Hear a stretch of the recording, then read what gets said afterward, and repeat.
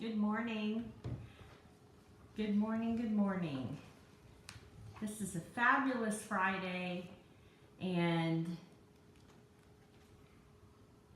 I apologize about the lateness or the delay of the Bible study this morning, but we are here, and boy, what a fabulous reading today. My name is Kim Spence, and Elizabeth Inman's Bible study is marching on through. I tell you what, we are marching on through. We're now at day 88 of our reading in the Bible. You've read 88 days if you've been reading every day. And you know, the whole idea is that we say, okay, I've done more this year than I did last year. And so congratulations. In our Old Testament reading today, it's Deuteronomy 11 and 12.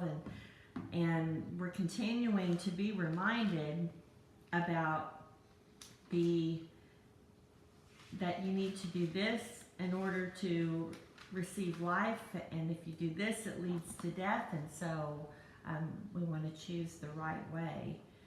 And that he's reminding us again too, Moses is speaking here about keeping the commandments, that you'll be strong and go in and possess the land across the Jordan, and that you may live in the land which the Lord swore to your fathers to give to them. And because many of these that were now living in this time weren't alive in the very beginning. You know, these were children that had been born. It's 40 years now that they've been in the wilderness. We say, you know, wandering, but yet, of course, God's continuing to lead them. It's not like they didn't know where they were going. But 40 years, you know, goodness, if my son was born during that time, I mean, he'd be almost a 40-year-old man, or even during half that time. So the miracles that some of them saw at the very beginning, where even coming out of Egypt, coming out of crossing the Red Sea, the miracles that we've been reading about, we know the magnificence, the manna, all the great things. And you know, we're reading 2 or 3 chapters at a time, or a few pages at a time, and to us it seems, well, it should be so easy to be continually thankful and to be remembering how great God is, and yes, I'm going to obey him, and yes, I'm going to do all these things. But these people had lived this life, we're talking about decades now. We're talking about a long time span, so generations now. And we're looking at this and remembering. That's why Moses wanted to make sure to tell them they're getting ready to inhabit this land, but you know, there are some requirements. There are some things that you need to be doing in remembrance of the Lord, and some rules and some regulations. You know, not just going to turn you loose in there, but go in with these thoughts in mind and remembrance of the Lord. And so that was in Deuteronomy 11 and 12. And today in our reading in the New Testament in Luke, it's Luke 8. And this is one of my favorite, Matthew, Mark, Luke. This is one of my favorite stories, because this story became part of my everyday life for a period of time in my life. And it's the story about Jesus and the disciples, and we say disciples, followers, friends.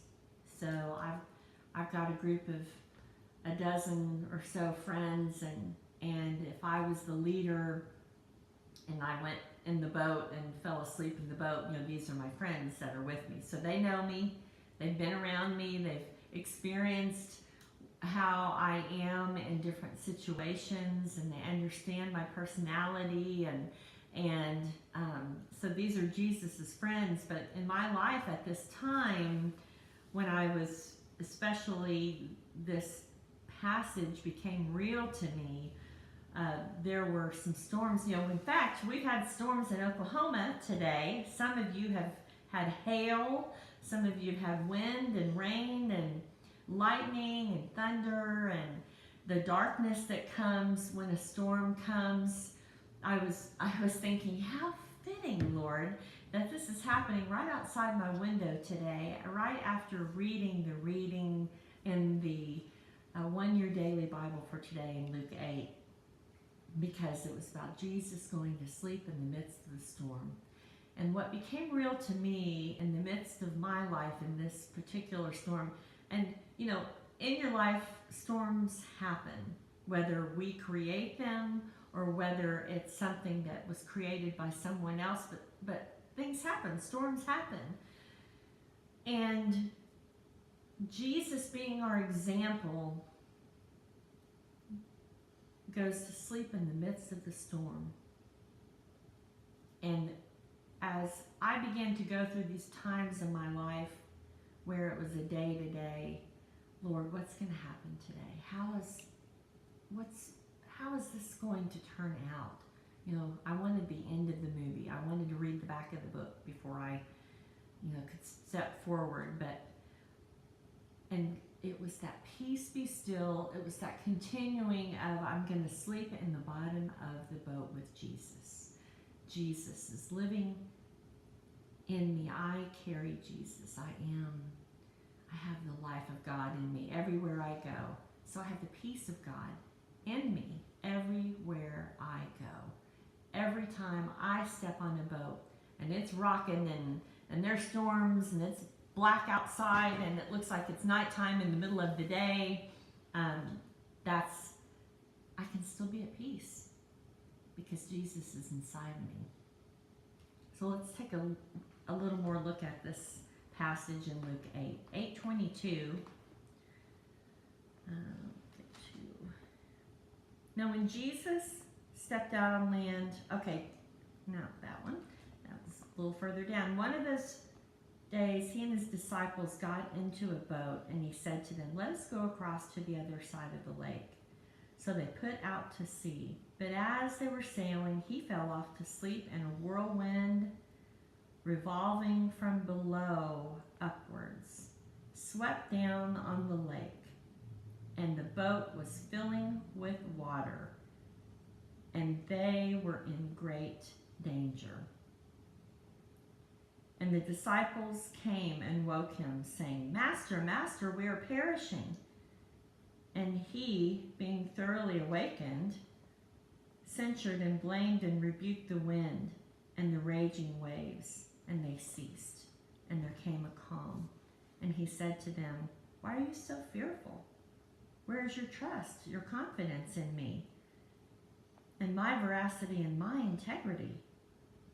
And they were seized with alarm and profound and reverent dread, and they marveled, saying to one another, "Who is this, that he commands even the wind and sea, and they obey him?"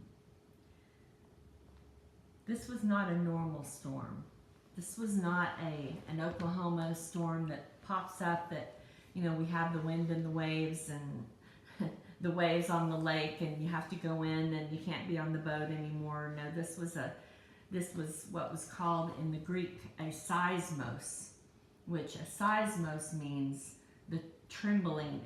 In the Amplified Bible, as I just read, it's like it's something that happened so suddenly, and there was a trembling and a kind of like an earth, the quaking. I mean, this was not a regular storm. Some of these men were fishermen. They knew storms. They had been out on the boat before in storms. But this was something they had never seen before. They were scared, literally, for their lives.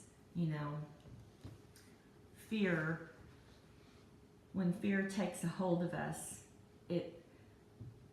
it's like, when a battery is corroded and it begins to eat away at the wires and make it where doesn't have the right connection any longer, and it kind of rusts out.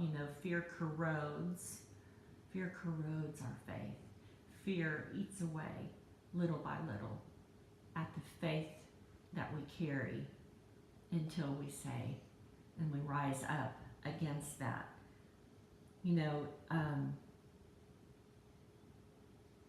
I just want to remind you today that